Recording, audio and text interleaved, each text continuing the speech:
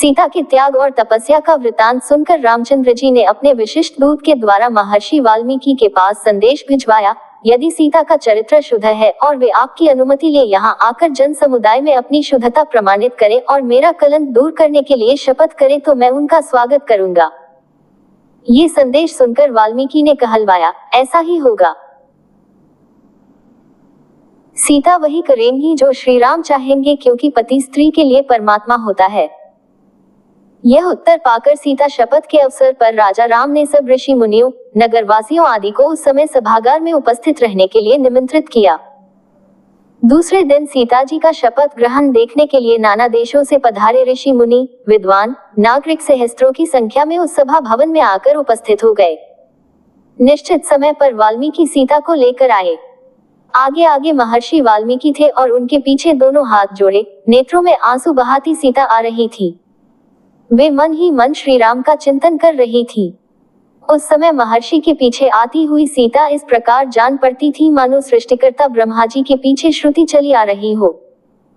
काषाय वस्त्रधारिणी सीता की दीनहीन दशा देखकर वहां उपस्थित सभी लोगों का हृदय दुख से भर आया और वे शोक से विकल हो आंसू बहाने लगे। वाल्मीकि बोले, श्री राम, मैं तुम्हें विश्वास दिलाता हूँ कि सीता पवित्र और सती है। कुश और लव आपके ही पुत्र हैं। मैं कभी मिथ्या भाषण नहीं करता। यदि मेरा कथन मिथ्या हो तो मेरी संपूर्ण तपस्या निष्फल हो जाए। मेरी इस साक्षी के बाद सीता स्वयं शपथपूर्वक आपको अपनी निर्दोषिता का आश्वासन देंगी। महर्षि के इन उत्तम वचनों को सुनकर और सभा के मध्य में जानकी को प्रांजलिभूत खड़ी देखकर रघुनंदन बोले, हे ऋषि श्रेष्ठ, आपका कथन सत्य है और आपके निर्दोष वचनों पर मुझे पूर्ण विश्वास है। वास्तव में वैदेही ने अपनी सच्चरित्रता का विश्वास मुझे अग्नि के समक्ष दिला दिया था, परंतु लोकापवाद के कारण ही मुझे इन्हें त्यागना पड़ा। आप मुझे इस अपराध के लिए क्षमा करें।